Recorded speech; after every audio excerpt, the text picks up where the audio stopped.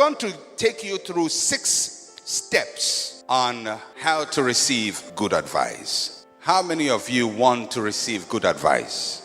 And how many of you suspect that sometimes you get bad advice? All of us have people who advise us. Sometimes they give us good advice. Sometimes they give us very bad advice. And the quality of your life sometimes is determined by the people who speak into your life. The people who advise you, the people whose counsel you treasure, and the people who help you to make your decisions. At every point in your life, you're going to make a decision, and you will consult somebody, and you ask for the person's opinion. Sometimes you don't even have to ask them, they will give you their opinions anyway.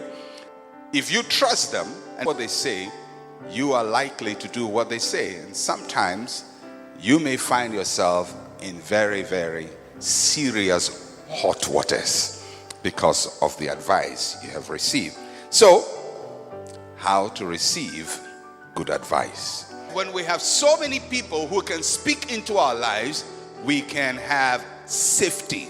In the multitude of counselors, there is safety. It's good to have multitude of counselors, but the quality of your counselors is very important. Receiving good advice is an art, and it is perfected through practice. The more you perfect yourself in the process of receiving good advice, the better you become at receiving good advice. Because it doesn't just come naturally. There are advisors who are bad, there are advisors who are good.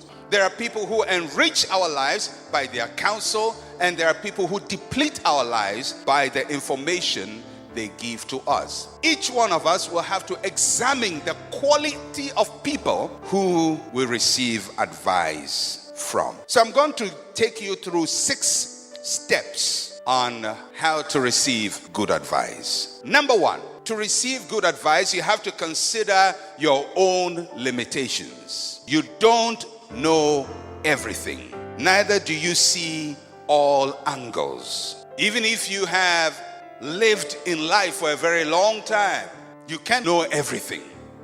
There will always be something you don't know. You always have a blind side. There will always be an experience you have not gone through.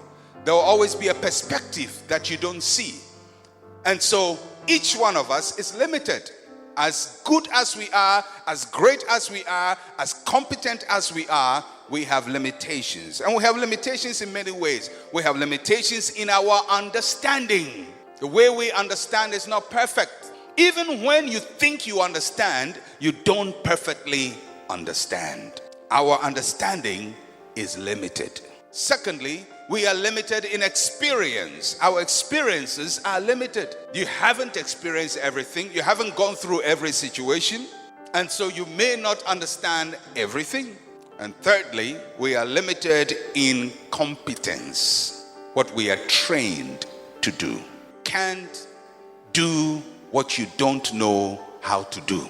Sometimes you may find that your education is limited.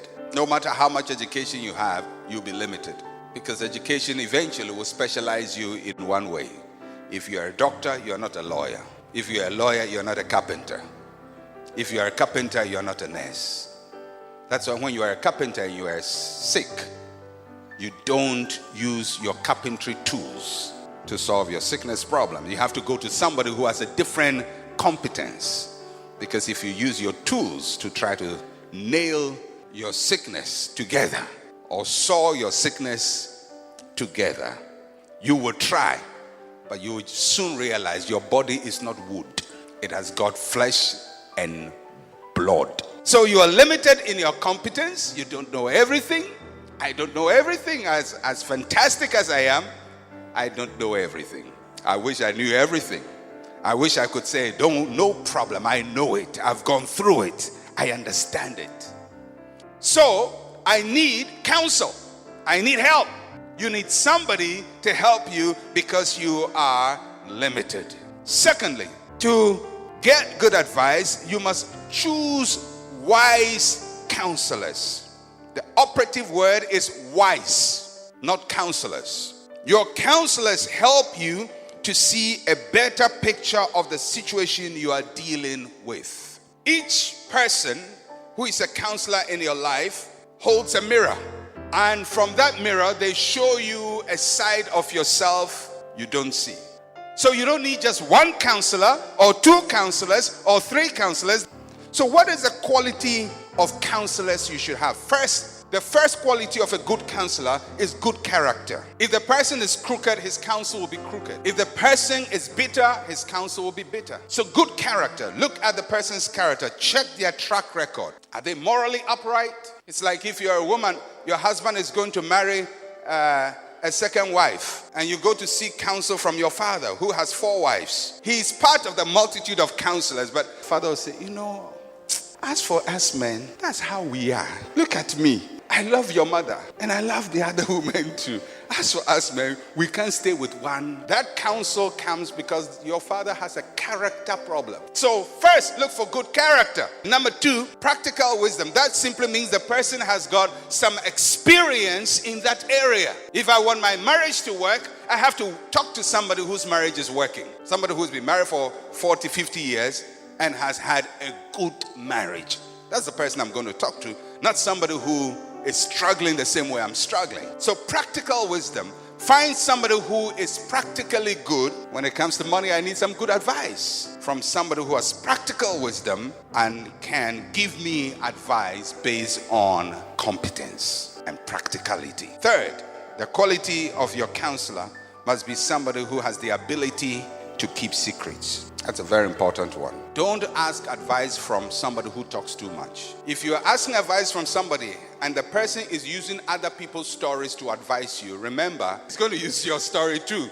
The person may use somebody's story without mentioning the person's name. That's fine. If you are talking to somebody about your marriage problem, the person says, do you know Mr. and Mrs. so-and-so? And I've been advising them. Here, look at this seat. They were here. The man was sitting and the woman was sitting. They have problems, so they come to me and I help them. After you hear that, say, thank you for your counsel and walk out. Make sure that the person you're talking to has the ability to keep secrets. And there are many ways in which you can find out whether people have the ability to keep secrets by whether they talk about other people. Because if they talk about other people, they're going to talk about you. It's important to keep secrets. And if you are in a position where people entrust information to you, you have to lock that information. If you can't handle it, tell the person, I can't handle this information the way I am. People will hear.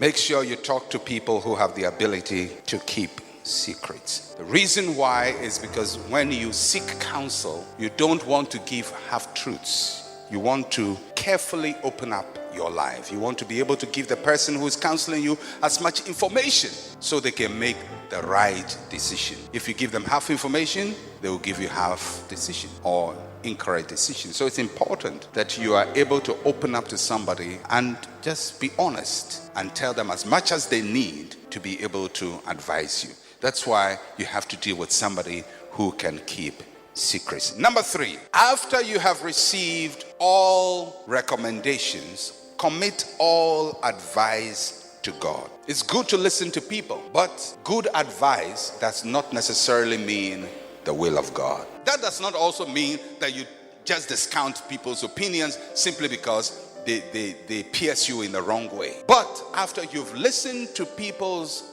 counsel, somebody says, well, if you want to divorce, go ahead. And somebody says, hey, don't do it. And somebody says, look at the children. Somebody says, the house. It's all advice. If you divorce, who will get the house? That's good advice. Most of the time, in the multitude of counselors, instead of safety, you find confusion. Is that not so? Because 10 people give you 10 different opinions and you don't know which one you must follow or how to blend all of them. And the ability to tell the difference between A and B is discernment. How do you tell the difference?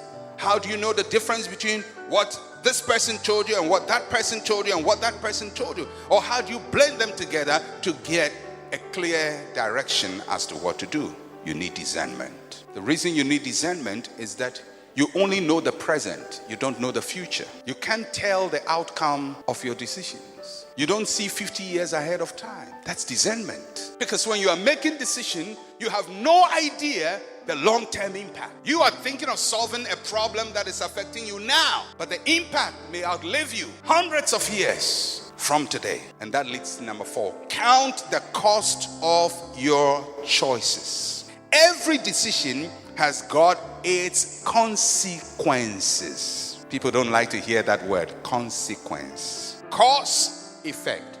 Action, reaction. So count the cost. And how do you do that? You ask yourself a very simple question. Can you live with the impact of your decision? Can you live with it? Because every decision has got an impact. It will impact you. It will impact people around you. It will impact people after you. If I do something stupid now, not only will it affect me, it will affect my children and my children's children and affect you. So can you live with the impact of your choice? Is this something you think you want to be associated with? What is the long-term benefit of your choice? In the long run, how is this going to be useful? There are consequences to our choices. Decisions are not in isolation. They have linkages. Something you are doing today will hit somebody in your family 50 years from now. Something you are doing today can totally disorient your children. Something you are doing today can make your descendants look back and curse you. So count the cost of your choices. There's a cost price. There's a cost price. You may be happy today, but it may cost you in the long term. It may solve your problem today, but it may cost you in the long term. You may be happy. Your children may never be happy. So consider the cost. Are you ready to live with it? Are you ready to live with the impact of that decision? Because decisions are very powerful things. One decision can change a nation's destiny. One, just one, not 1,000. One can shift the focus of a nation. Number 5, after you've counted the cost, you must carry out your own decisions. Sometimes when people seek for counsel, they expect the counselor to decide for them. Somebody sits in front of you and tells you their problem, and you counsel and you tell them, well, based on what you've told me, if this is this, then that is that. Then they ask, what should I do? That's not for me to decide. It's you to decide. What you must do is not me doing, because I'm not going to live with the consequences. You have to act. If you don't know how to make your own decisions, you will always be asking for advice. 10 years, you're still asking for advice. 15 years, you're still asking for advice. No matter the advice you receive, it will not replace your own choice. Because you have to make the decision. In order to carry out your own decisions, you must act responsibly, not with selfishness, what you feel, what you think. But we must act responsibly. We must act courageously, and you must act wisely. Be responsible, be wise, be courageous. Every decision takes courage. You may get the advice, you can get inspired, get motivated, but at the end, you have to do it yourself. People can cheer you on, but you have to do it. It takes courage. No matter how much people inspire you, you have to take the leap. So you must carry out your own decision, because you are going to face the consequence. Finally, number 6. After you have made your decision, what do? Commend your ways to God. You've made a decision. From then on, you have to live by faith. And you have to trust God for his favor. You can't do anything. You can't recall your decision. You can't call it back. You can't take back what you have decided. All you do is that one day at a time, you live by faith. After you have made that decision, there's nothing else to do. You can't recall it. You just have to trust God for the best. Trust him to make things work out for you. Now, sometimes when you've made decisions, immediately after you've made a decision, you regret it. Right after the decision, you regret it. You say, what did I do? Sometimes you regret it because you saw the light. Or sometimes you regret it because you are afraid. And sometimes that fear has no basis. You just made a decision, you committed to it, and you're wondering, did I make the right choice? If your decision has to do with marriage and you marry the person, sometimes it is fear because of the uncertainty of the future. And you are afraid, hey, will we make it? How will things turn out? That's why you have to live by faith. Because you've put your hand to the plow. You cannot turn back. You've made a decision and you can't reverse the decision. Decision making is not simple and it's not easy, but it's necessary. And each day, each moment, we are making decisions. Some of them are very little things, but some are very, very major. Major because they affect your future. Some of the major decisions have to do with your marriage, whom to marry, and how to build your home. It has to do with your children, what to do with them. Because until your children start making decisions, you are making decisions for them. You determine what they do, where they go, who becomes their friend, which schools they go to, and to a large extent, which careers and profession they take. Because even if you don't command them to take the career, you can guide them. Sometimes you don't really know whether what you're doing is the right one. You have big decisions to make concerning your career.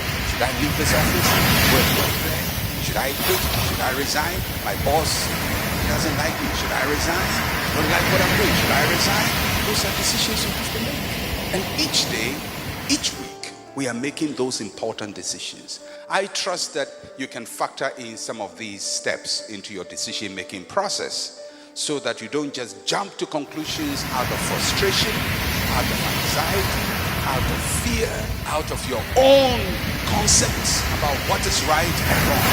And that each one of us, in making our own decisions, will follow a process that will not be hasty, that will not rush, that will not act on impulse, but we will always bring the Lord into the picture because He is the builder of the house. He is the builder of our future. He is the one who gives us true peace, true satisfaction. He is the one who guides who we become. And I trust that the Lord will help you and guide you as you make the difficult decisions of your life.